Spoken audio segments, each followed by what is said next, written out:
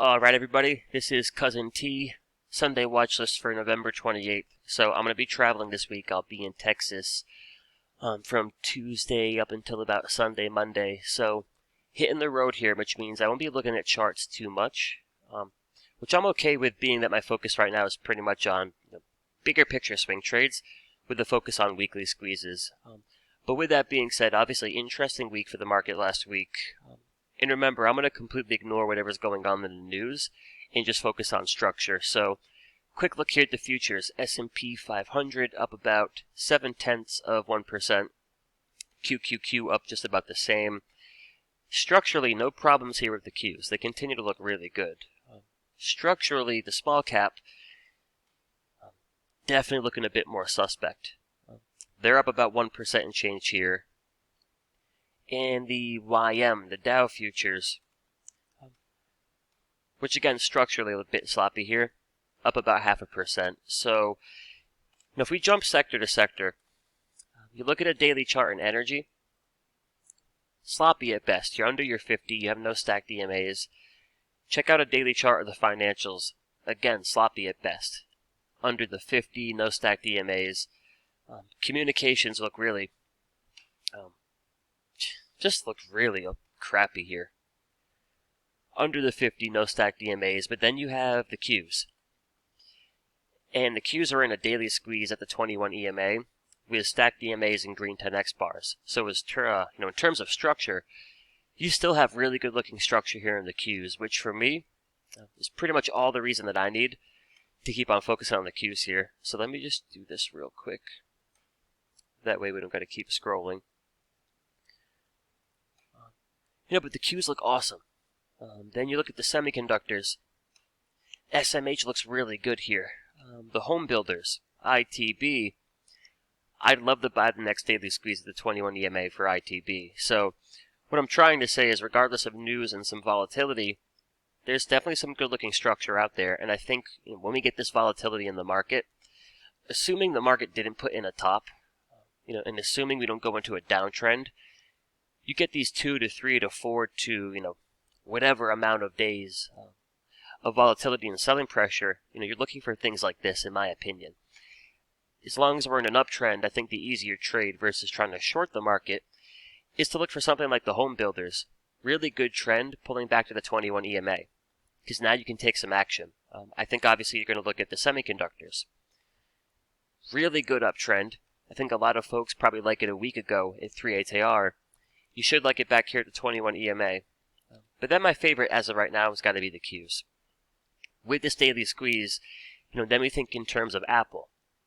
Weekly squeeze, 3-day, daily. We think in terms of Amazon. Monthly, weekly, 3-day, daily squeeze. Then there's Google, then there's Facebook. So there's still some good looking structure here. And with my focus being on weekly squeezes, that means I'm giving my swing trades plenty of time to expiration, so I can sit through some of this short-term volatility if it is short-term. But then B, I pull up Apple's weekly squeeze here. So I'm giving my swing trades plenty of time till expiration. But then I'm also trading credit spreads here. So the trade that I have on Apple right now is come December monthly expiration and January monthly expiration, I need it above 150. So I have plenty of time and I got wiggle room here. Can comfortably sit through some downside. But the Amazon trades were working. In my mastery, we have short strikes at 33.50, and in the options room, we have short strikes at 3400. And we're out here till January. So as long as the structure of those weekly squeezes is intact, I think you get any selling pressure here, in my opinion. I'm looking for it to potentially be a buying opportunity. Now, a really important chart here heading into the week definitely is going to be the VIX. Now, I do think we could get a pretty good bounce here early into the week because of the size of the move out of VIX last Friday. Pretty freaking nutty. Up about 50%. So typically with VIX, you get your push into 2 to 3/8 AR, you die right back down. You get your push into 2 to 3/8 AR, it dies right back down. So with a gap up to like 4 to 5/8 AR, I do think this cools down early in the week. It doesn't mean it's done and over with. So we could, I think we're seeing signs of it here early in the futures. I think there is a potential certainly for a pretty decent bounce early in the week. Then the big question is, where do we go from there? Is the bounce met with selling pressure? So there's kind of, I think, on the short-term basis here, there's a number of possibilities. We could get the bounce, we could get rejected. You could sit through some more selling pressure. Also, hey, let's give this market some respect. We know this market could just completely vaporize any shorts and rally right back towards the all-time highs. And we've seen that a number of times here. Always keep in mind your third alternative. I think a lot of folks look for, a huge flush to the downside. I think a lot of folks look for that big-ass bounce to the highs. We could just daily squeeze for another few weeks here, which I would actually love, personally. But that's kind of my mindset right now. And it's a structure over everything mindset. Just personally, as it relates to trading, really could care less what's going on in the news. I'm going to look for a good setup. I'm going to look for key levels of support. And I'm going to focus on structure. So, with that being said, comfortable hitting the road here with a lot of positions in weekly squeezes. So, Amazon continues to be a favorite. And I'm looking for another flush here. If we can get one more flush out of Amazon, what I'm looking for is January expiration put credit spreads. But I'm looking for short puts down here at 3,200. Basically under the support zone of your weekly squeeze. So, now if you pull up Amazon's options chain, let's take a look here. Go January expiration.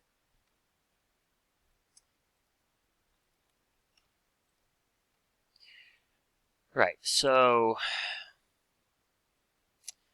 January 21st expiration, 3,200, 3,190 put credit spread. It's going for $2 right now. So it's a 4-to-1 risk-reward ratio. It may be not the picture-perfect example, but just kind of, understand the mindset. I don't think Amazon's going down to 3,200.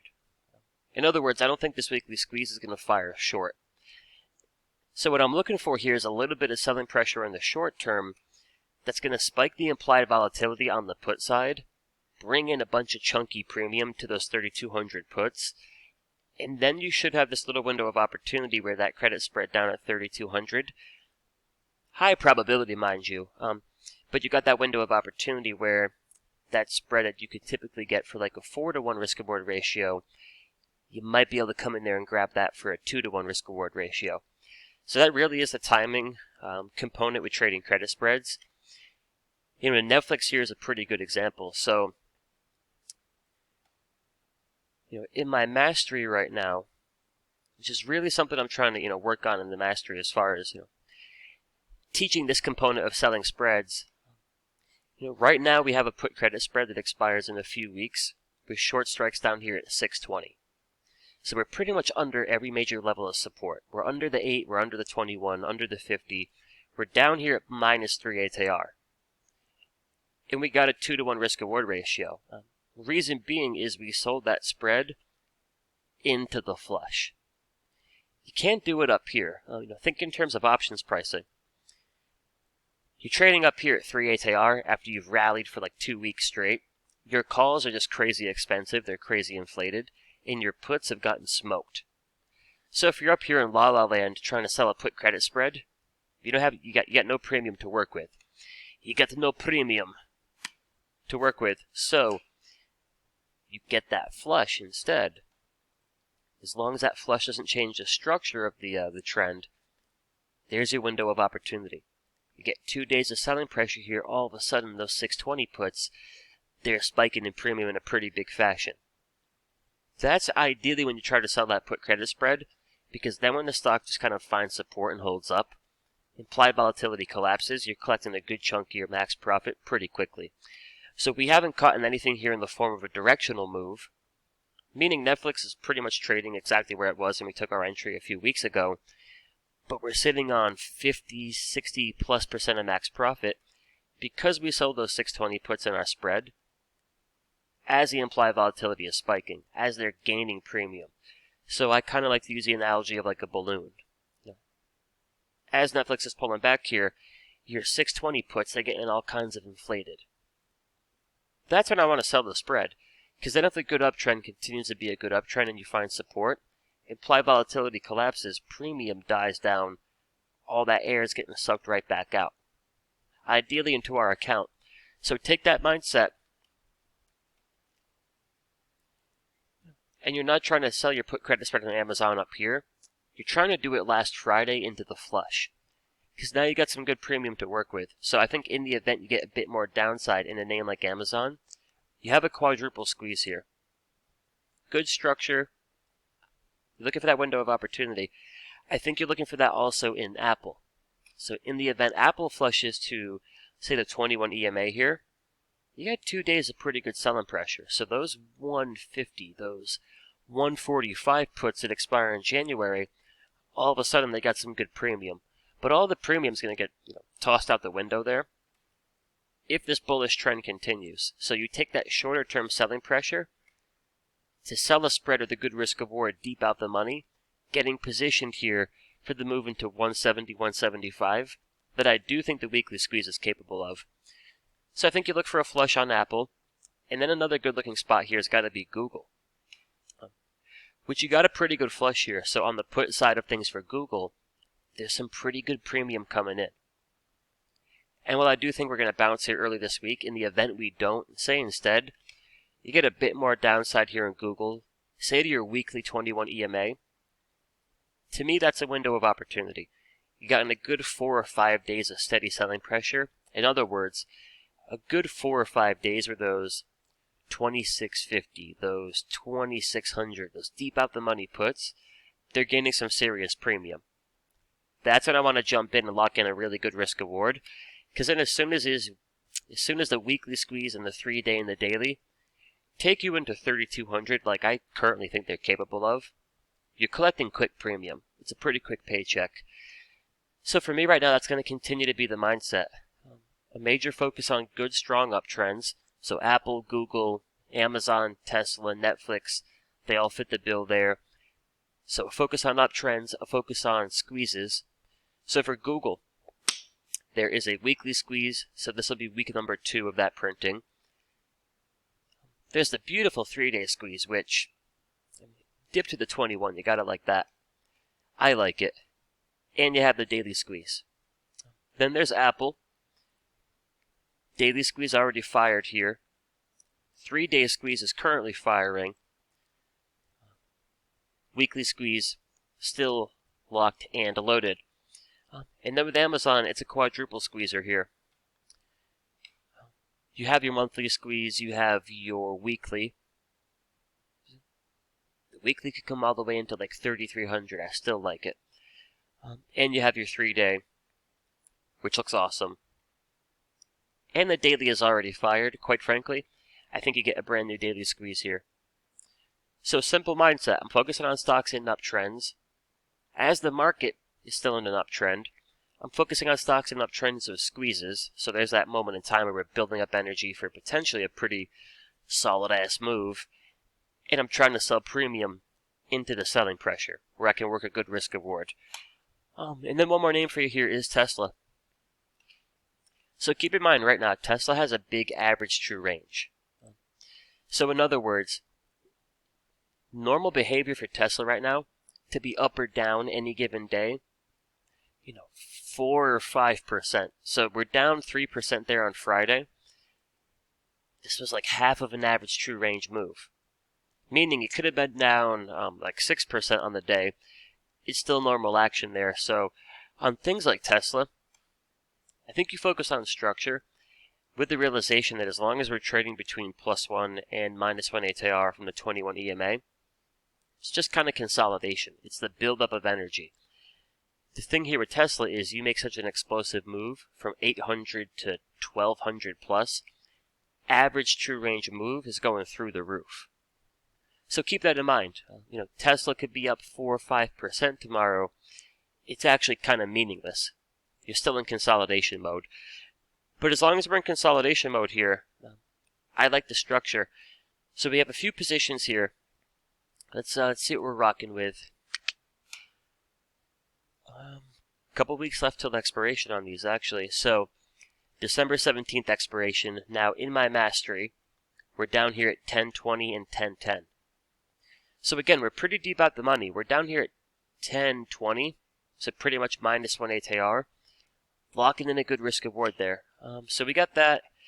Options room, I got them in there at 10.40, 10.35, and then I got a little bit more here on my own. But I think as long as the structure continues to hold near the 21 EMA, eventually you're looking for a 4-hour or a 2-hour squeeze. And ultimately, I think you're making a move back towards the previous all-time high. So keep in mind, none of these trades potentially work here if the market does in fact completely roll over and go into a downtrend. The news is probably going to try to sell you on something along those lines right now, as far as, just kind of all that fear-mongering bullshit, really. So in other words, just focus on the charts. That's what I'm trying to say here. One of the more important charts definitely being the volatility index, which this, I think, does set us up for a bounce into tomorrow. But anything is possible here. Moving forward, I'm going to continue to focus on these weekly charts, as I think they do a really good job of helping you kind of move throughout some of the volatility of the Monday through Friday. We'll see what happens from here. But if we just take this current moment structurally, absolutely nothing has changed about the uptrend here for the S&P 500. If anything, it's only gotten better because we have a brand new daily squeeze. So this is not to say that there's not more selling pressure to come, but as of this current moment, you're structured here at your weekly 8 EMA. So as of right now, nothing has changed on that weekly chart. For the QQQ, consolidation above your weekly 8 EMA, that's been the case for the last month. So with that being said, nothing has changed there. So that's what I got for y'all. I did do a few scans this weekend. A lot of what came up was just, the Google 3-day squeeze, the Apple, the Amazon. A lot of what we're already trading and a lot of what we're already focusing on here. Few interesting spots, though, that we'll cover before we wrap it up. Shopify is definitely pretty interesting. So, let's see. For Shop, we have no daily squeeze, but you got to pull back here to your 21 EMA. And you do have a weekly squeeze coiled up here. So take the same discussion we had with everything else we covered here tonight. You get a bit more selling pressure into your weekly 21 EMA, even into your weekly 50. You're still structured really well. And I think that offers a window of opportunity to, buy calls as they're cheaper, or sell some poor schmuck out there a put as it's nice and expensive. So Shop looks pretty good as far as the weekly squeeze goes. My only issue here, the spreads. The spreads are a bit tough on Shop. But nonetheless, it looks pretty solid. Next up here is Adobe. And for Adobe, this is actually pretty clean. Pull back to the 21 EMA, and you have a brand new daily squeeze. You have a weekly squeeze. But unfortunately, you got earnings in a couple of weeks here. So probably for me is a no-go. But it is a good-looking structure, so at least had to cover that one. Next up here is Net. And Net offers a good-looking daily squeeze back here at the 21. But that's all we got for squeezes here is a daily squeeze.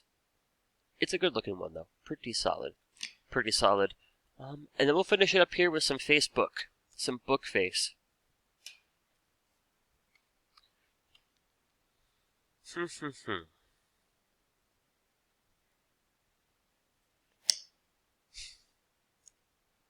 So if we do the squeeze check here, let me know in the comments if y'all could tell I like squeezes. You got a weekly, you got a 3-day. Let's check that out. It's not the cleanest just yet. And we got to keep in mind, Facebook is the biggest holding here in the communications. The XLC, this looks like it wants to fire a weekly squeeze to the downside. So I do think potentially, Google and Facebook, two biggest holdings here in XLC. Put it this way, I think if the QQQ can keep launching towards new highs into December, January, I think Google and Facebook should be poised to carry higher with it. but we can't ignore the XLC here. I mean, at this point, if we could just get signs of a bottom here out of the communications, and then you have strength in technology, then I think you're pretty quickly wanting to get long Facebook. This is the only issue right now, though.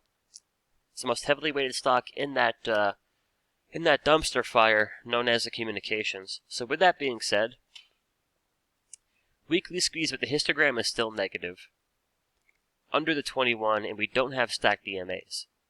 So it's nowhere near as bullish as, say, an Apple weekly squeeze. The 3-day is brand new, no stacked EMAs here. For now, I'm probably going to ignore Facebook. 2 reasons. 1, communications look sketchy, and 2, it's not the most bullish structure out there. I'm probably going to add cash to Amazon or Apple or Netflix or Tesla first, before I go jumping into Facebook here. But where I am going to get very interested is if we can start to get signs of a bottom here for the communications. So we'll need exhaustion, we'll need some buy signals, a few different things, but that's your biggest red flag as it relates to trying to get long Facebook. And quite frankly, as it relates to trying to get long Google. So, I think for me, with that being said, the ideal entry here for Google would probably be closer to the 21 EMA. Now, you might not get it, but dropping your initial kind of target to 2750-ish, this allows for a bit more downside should the communications leak out a little bit more. At that point on your daily chart, Google's extended to the downside, though on your weekly chart, it should be viable support. So, just keep in mind the communications a little bit sketch here, but otherwise, semiconductors continue to look good, so, the NVIDIAs, the AMDs, I'd be interested in pullbacks there. But I still continue to like the structure of tech, so news aside, that's going to continue to be the focus here. So I'm going into the week with the current positions that we've had here. Tesla, Amazon, Apple, and Netflix. And I'm interested to see how this week unfolds. So I will be live tomorrow morning for pre-market prep. I probably won't be live Wednesday. Actually, yeah, I definitely won't be live Wednesday. I'm going to be on the road. So the video schedule might be a little bit off this week. But I'll do my best to hit y'all with a couple of videos, a recap, all that good stuff. That way we continue to be on the same page there. But hopefully you found tonight's video helpful. Enjoy the rest of your evening. I'll be live tomorrow at 7:45 a.m. Central here on the channel for some pre-market prep. And we'll see what the futures are in about 14 or so hours from now. As of right now, though, a little bit green, so I think we're setting up here for a decent bounce. But a lot of that opinion is just based on, well, what the hell, does VIX go up 100% in 2 days, maybe? But we shall see. But as always, I appreciate y'all being subscribers. If you're not a subscriber, go on ahead and do that now, and I'll see you tomorrow morning for pre-market prep.